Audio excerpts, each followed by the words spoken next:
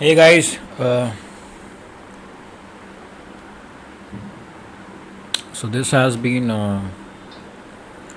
probably the first test that I had to go through. I'm referring it as a test cause let me just check if it's recording or not.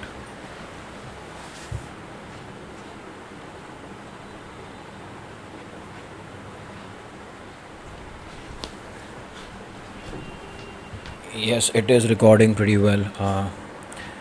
It's called the first test right now क्योंकि पहली बार मुझे inertia हुआ which means चीज़ें आती गई और मैं भी किसी ना किसी रीज़न से रिकॉर्ड नहीं कर पाया और पहली बार मेरा दिन स्किप हुआ। सैटरडे को जाना था पॉडकास्ट, संडे को मैं शूट कर रहा हूँ और शाम हो चुकी है तो बेसिकली रात को ही जाएगा ये जब भी। And actually I am not really surprise, I saw this coming and I am glad that I'm able to record a podcast. Sipping onto my amazing Vietnamese coffee, जो कि मैं खुद बनाता हूँ घर पे. And I've started watching this amazing show, The Last Kingdom. First season में के स्टार्टिंग में भी नहीं, हाफ तक मुझे अपने आप को पुश करना पड़ा.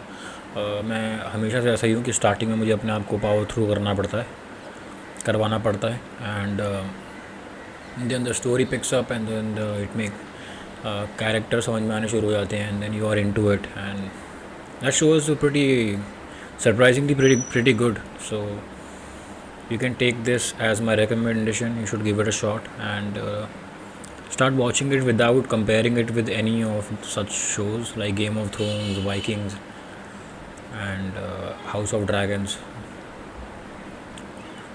It's a pretty unique and it's a unique show in its own way. For some, like it is unique. I don't know why, but it's different. थोड़ा फिल्मी और बॉलीवुड टाइप भी लगेगा बट उसमें बहुत सारे पॉइंट ऐसे भी हैं जो कि बहुत रियल हैं and it will confuse you will and then you will realise कि you should not try to cage it और block it into an idea that and अगर आप ये कर पाओगे तो फिर ज़्यादा चांसेस हैं आपके उसको एंजॉय करने के.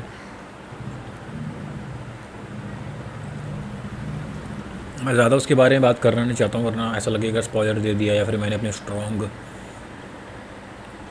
पर्सपेक्टिव शेयर कर लिए. नेचुरली दैट विल टेंट और may be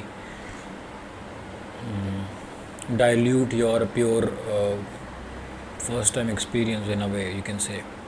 But you should watch it. I think that's all I can say or speak about.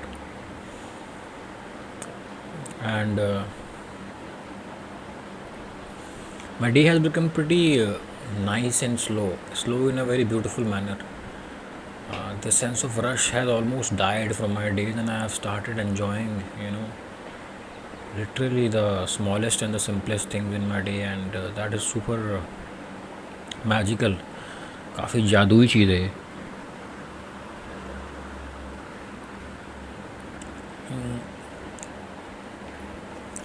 मैं जहाँ पर भी जैसा भी हूँ मैं बहुत मज़ा आ रहा है. मतलब मुझे लग रहा है कि यहाँ ज़िंदगी जीने में मज़ा आ रहा है एंड मन में लालच भी आता है कभी कभार. इतना मज़ा आना शुरू होता है कि लगता है कि यार ज़िंदगी जो क्षण भर की है. तो जब ये क्षण भर की जो फीलिंग आती है कि कितनी कम सी ज़िंदगी है तो ये भी लगता है कि भाई make the most of it यार. Do not take any moment for granted. मैं बैक टू बैक एक इंसान को या सर्टन पीपल को मैं बैक टू बैक नहीं मिलता. मुझे लगता है वो कहीं ना कहीं वेस्ट ऑफ टाइम है एंड एक बहुत ही बकवासी हैबिट होती है सेम इंसान से बार बार मिलना. लेकिन मैं अगर किसी से टकराऊँ बैक टू बैक तो मैं उनसे वैसे मिलता हूँ जैसे कि मैं उनसे दोबारा कभी नहीं मिलूँगा और पहली बार मिल रहा हूँ. कोशिश करता हूँ and in an ideal world an ideal situation मुझे लोगों से दूर रहना बहुत पसंद है. मुझे लोग आसपास पसंद नहीं है ज़्यादा टाइम तक. थोड़े वक्त के लिए ठीक है बट या यू कैन से मैं पीपल्स पर्सन नहीं हूँ शायद. अगर पीपल्स पर्सन का टर्म ये होता है, पता नहीं मुझे क्या टर्म होता है उसका.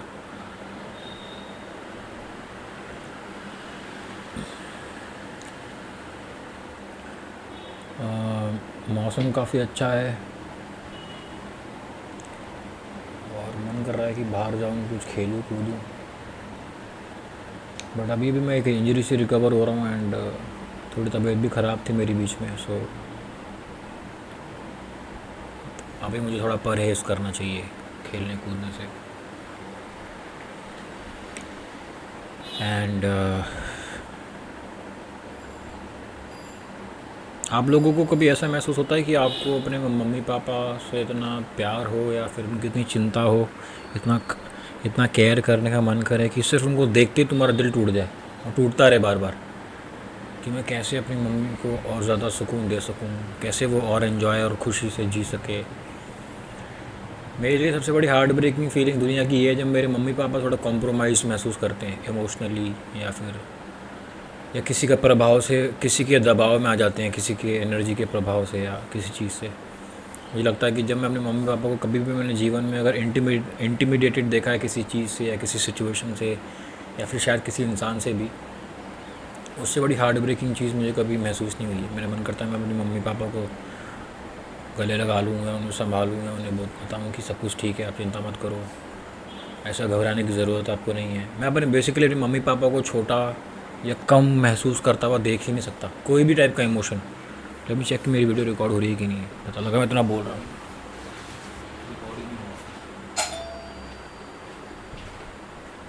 घंटी बजी है, कोई बच्चे नीचे मुझे बुलाने आए होंगे, बट मैं जाऊँगा नहीं अभी। बच्चे मेरा बड़ा खून पीते हैं यार।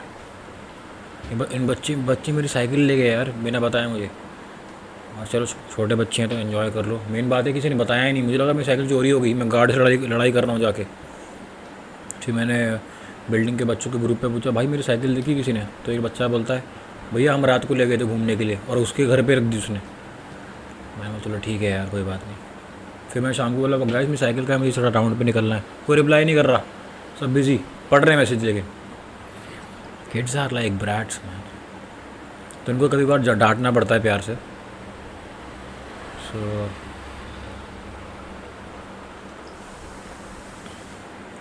अभी वही होंगे नीचे, बुला रहे होंगे। जाता हूँ मैं जल्दी से रिकॉर्ड करके। अभी कोई मेरी मम्मी तो नहीं है?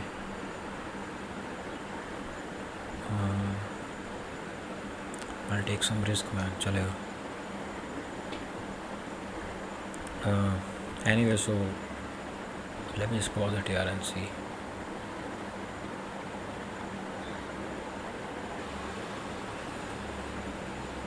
हाय, आई एम बैक। सो बच्चे ही थे भाई, मैंने बोला मैं 2 मिनट में आ रहा हूँ, कह रहे होम टूर दे दो, होम टूर।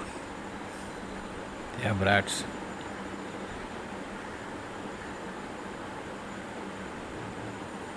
सो या एंड मैं क्या कह रहा था, मैं कभी अपनी मम्मी पापा को कभी भी ज़िंदगी में कॉम्प्रोमाइज्ड सिचुएशन में मेरा मन देख नहीं सकता उनको, क्योंकि मैं उनको दुनिया की सेफेस्ट चीज़, मेरी दुनिया की सबसे प्योर मंदिर जो होता है ना, मेरे लिए मेरे मम्मी पापा हैं वो।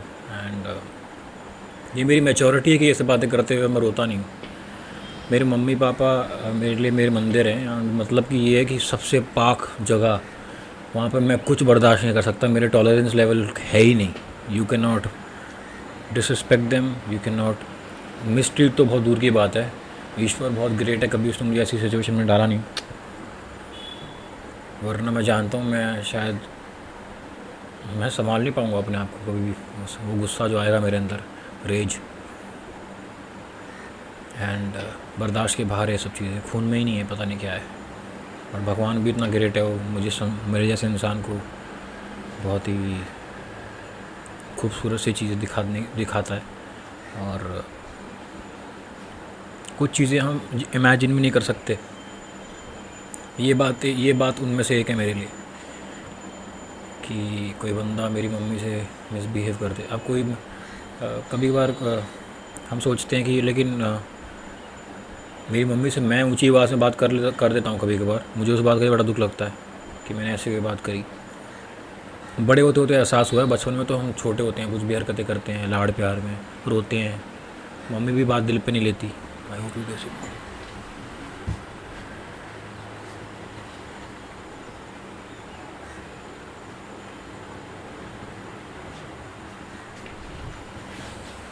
हाँ, मम्मी भी बात दिल पे नहीं लेती हमारी, एंड हम टेंट्रम थ्रो करते रहते हैं। बट बड़े होके जब राइट वे में, मुझे मानना, मेरा मानना है राइट वे में ग्रो होना ये है कि जब हम अपने मम्मी पापा को एक फेलो ह्यूमन बींग की तरह देखना शुरू कर दें और उनका स्पिरिचुअल लेवल पे ख्याल रखना शुरू कर दें। सतही लेवल पे तो हर बंदा करने की कोशिश करता है, कहीं ना कहीं मुझे वो अ फॉर्म ऑफ वायलेंस भी लगता है कि जिस तरह बच्चे अपने मम्मी पापा का ख्याल रखते हैं, क्योंकि उनमें काफ़ी एंटाइटलमेंट भी होती है कि हम तुम्हारा ख्याल रखना चाहते हैं, हम ये ब्ला बुलशिट, काफ़ी ग्लोरीफाइड चीज़ है ये, बच्चों का अपने मम्मी पापा का ख्याल रखना और बताना। कहीं ना कहीं माँ बाप ना उसमें ना कहीं दब से जाते हैं, मेरे को लगता है। मेरा ये मानना है राइट वे में ख्याल रखने के सही सही मायने ये होते हैं कि उनको एहसास भी ना हो कि उनका ख्याल रखा जा रहा है, मतलब कि उनकी भी इंटीग्रिटी और डिग्निटी वहीं की वहीं है। क्योंकि हम तो चलो जवान है, हमें पता नहीं है, लेकिन थोड़ा सा एहसास तो है कि 60 साल की उम्र में दुनिया अलग दिखती होगी। उन्हें लगता होगा कि ये समाज तो जवान लोगों का समाज है, हमारे लिए शायद जगह नहीं है इसमें। तो उनको उतना सेफ़ महसूस करवाना और उतना खुद की रिस्पेक्ट दिलवाना अपनी तरफ से बहुत ज़रूरी है। सरफेस वाली रिस्पेक्ट नहीं बोल रहा हूँ मैं कि नमस्ते कर दिया, पैर छू लिए, ऐसी मतलब उनको उनका बनने देना कि तुम अपनी टर्म्स पे जी रहे हो, कोई चिंता की बात नहीं है, आपकी बात जैसी आप वैसे ही रहोगे, वैसे ही जियोगे। उनको उनका इंसान बनने देना, अपने आप को इम्पोज नहीं करना, अपनी नई अंडरस्टैंडिंग, ये स्पिरिचुअल सपोर्ट होता है स्पिरिचुअल लेवल पे, ऐसा मुझे लगता है मेरी अंडरस्टैंडिंग के हिसाब से। मैं बहुत ही गहरी सी बात शेयर करना चाहूँगा पर्सनली, एक पॉडकास्ट का मकसद भी यही होगा। मैं शायद 7th या 6th नहीं, मैं 6th क्लास में था। मैं और मेरे पापा कसौली से वापस आ रहे थे। बहुत ही हेक्टिक सिचुएशन थी, मेरे पापा पे भी इतने पैसे नहीं थे वो, बट लेकिन मुझ तक कोई बात आने नहीं दे रहे थे कि पैसे नहीं है उनके पास में। अब पीछे मुड़ के देखता हूँ तो मुझे मालूम पड़ता है मेरे पापा पे पैसे नहीं थे। हम बस से आ रहे थे, काफ़ी लंबी जर्नी थी, दिल्ली में तो हम रहते थे, एंड मैं मेरे पापा ही थे। और मेरे पापा मेरा हाथ पकड़ के बस अड्डे से कहीं बस डिपो से दूसरे बस डिपो पर रोड क्रॉस करवा रहे थे। कोई तो वो बॉर्डर थी जहाँ से बस चेंज करनी थी। मैं बहुत छोटा था, मेरे कदम छोटे थे, तो मुझे भागना पड़ रहा था पापा का हाथ पकड़ के, और पापा तेज़ से चल रहे थे। चलते चलते क्या हो गया, मेरे पापा ने कोई तो शराब पी रहे थे, कोई तो रिक्शे वाले वहाँ पे, अजीब से टैक्सी वाले रिक्शे वाले ग्रुप में। और उसने कुछ तो मेरे पापा से पूछा कि कहाँ आना है, ऐसे रफली बोला। तो मेरे पापा ने बोला कुछ नहीं, कुछ दूर हो। मेरे पापा ने मुझे को साइड में किया, तो उस बंदे ने मेरे पापा को हट बोला गुस्से में। मेरे पापा ने उसको देखा, मेरे पापा ने वो एक्नॉलेज भी नहीं किया, क्योंकि उनका मेन कंसर्न मुझे सेफ महसूस कराना था। तो उन्होंने मुझे पास लाया और मैं तेज़ से चला के ले गए। उन्होंने पीछे घूम के उस बंदे को देखता रहा बहुत दूर तक। वो बात अभी तक मेरे मन में है कि, और मैं रोने लग गया, नीचे देख के मैं रोने लग गया बात चलते चलते। मेरे पापा को पता नहीं, बताई नहीं मैंने कभी वो बात आज तक, ये शेयर कर रहा हूँ मैं बात आप लोगों से, लेकिन बात मेरे मन में रह गई कि उस बंदे ने मेरे पापा को ऐसे कैसे बोल दिया भाई, साले ने। ज़िंदगी में अगर आज ऐसा कभी कुछ होता ना, मैं बता नहीं सकता हूँ मैं कौन से लेवल की चीज़ें करने की काबिलियत रखता हूँ। ईश्वर ग्रेट है कि मुझे ऐसी सिचुएशन में डालता नहीं है।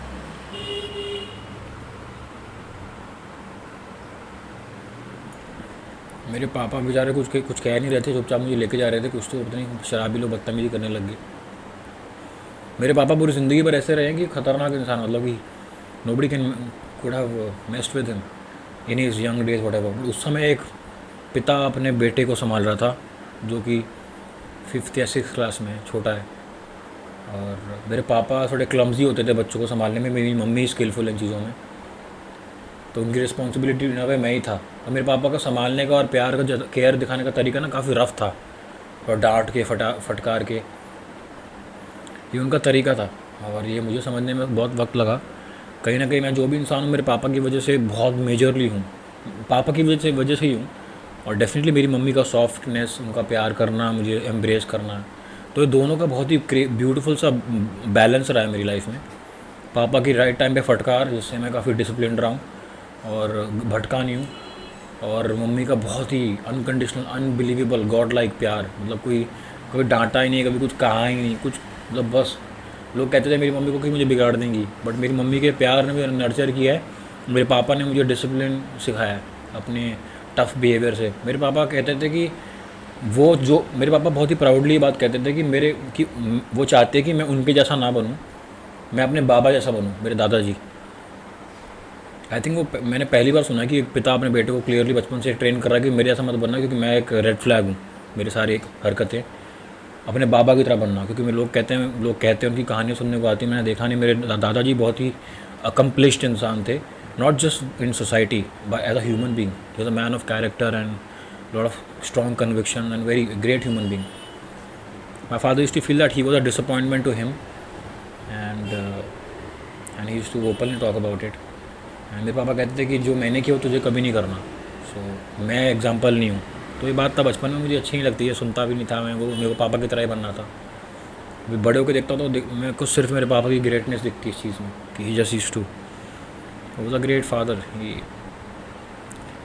मेरी मम्मी भी बहुत महान है यार, मैं बहुत ही ख़तरनाक ब्लेस्ड हूँ यार, भगवान का इतना ख़तरनाक आशीर्वाद है, क्या ही बताऊँ। आई फील मुझे कुछ नहीं चाहिए इस दुनिया में, बहुत संतुष्ट हूँ। एंड मेरी जो फायर है अभी कुछ भी करने की, जो मैं करूँगा भी, करता जा रहा हूँ, करूँगा भी, आगे बढ़ूँगा बहुत, रुकूँगा ही नहीं मैं। वो सिर्फ़ और सिर्फ मेरी मम्मी के लिए, उनके लिए बेटर लाइफ क्रिएट करने के लिए। एंड उनको that's the least I can do man. 0.1 जो भी point flag dots point percentage भी काउंट नहीं होगा जो उन्होंने मेरे लिए किया है, मेरे ये सब करने से भी। बहुत ही अच्छा लगा ये बात शेयर करके। एंड अभी कॉफ़ी भी ठंडी हो गई, मैं काफ़ी बातें हो गई। ये पॉडकास्ट डालूंगा आज मैं, 17 मिनट का होगा शायद। See you guys, lots of love and peace to each one of you, bye.